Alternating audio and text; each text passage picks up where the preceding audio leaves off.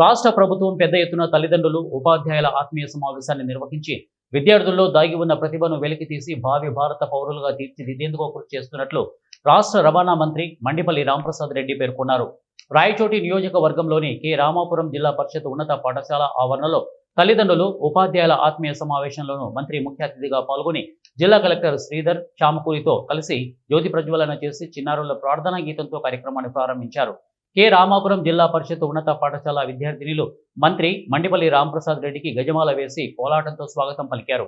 ఈ సందర్భంగా రాష్ట్ర రవాణా, యువజన క్రీడా శాఖ మంత్రి మండిపల్లి రాంప్రసాద్ రెడ్డి మాట్లాడుతూ రాష్ట్ర వ్యాప్తంగా అన్ని పాఠశాలల్లో తల్లిదండ్రులు, ఉపాధ్యాయుల ఆత్మీయ సమావేశాన్ని పండుగ వాతావరణంలో మధుర స్మృతిలా నిలిచిపోయేలా నిర్వహించి పిల్లలు అభివృద్ధి చెందే అంశాలను గుర్తించి ఆ మేరకు అన్ని రంగాల్లో శిక్షణ ఇచ్చి తద్వారా పిల్లలను భావి భారత పౌరులుగా తీర్చిదిద్దేందుకు కృషి చేస్తున్నామని చెప్పారు.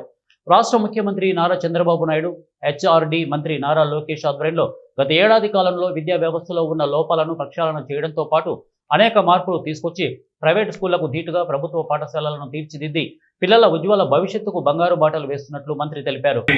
వాళ్ళు తల్లిదండ్రుల దృష్టికి తీసుకొని పోతే అలాగే తల్లిదండ్రులు కూడా పిల్లలు మానసికంగా, శారీరకంగా వాళ్ళ ఎదుగుదల గురించి వాళ్ళ టీచర్స్తో మాట్లాడుకునే విధానాన్ని ముందు గత అనాది కాలంగా ప్రైవేట్ స్కూళ్ళల్లో వస్తూ ఉంటే దాన్ని కూడా ఈరోజు గవర్నమెంట్ పాఠశాలలో ప్రవేశపెట్టడం ఇది ఒక శుభ పరిణామం.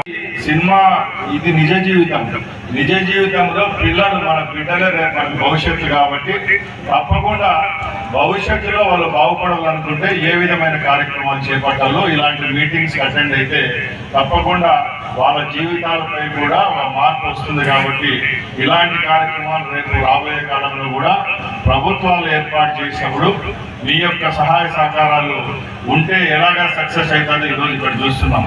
ఎందుకంటే ఒకప్పుడు ఏదైనా ఒక పిల్లవాడు తప్పు చేస్తేనో ఏదైనా చేస్తే తల్లిదండ్రులు ఒక వాళ్ళ టీచర్స్ ఎవరైతే ఉంటారో ఆ తల్లినో తండ్రినో పిలిపించి స్కూల్లో వచ్చి చెప్పేవాళ్ళు.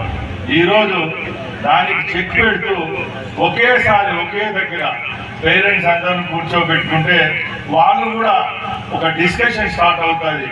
ఈరోజు మన బిడ్డలకు ఈ ప్రభుత్వాల ద్వారా ఏమేమి వసతులు అందుతున్నాయి, ఈరోజు మన పిల్లలు వేసుకునే బట్టల నుంచి వాళ్ళు వేసుకున్న షూస్ నుంచి అలాగే వాళ్ళు మోసే బ్యాగ్ వరకు ఎన్ని కేజీలు బ్యాగు, ఎన్ని కేజీలు బుక్కులు వేసుకుంటే నాణ్యమైన బుక్కులు ఉంటే వాళ్ళ వెన్నెముక దెబ్బతింటారో అది కూడా ప్రభుత్వం క్షుణ్ణంగా పరీక్షించి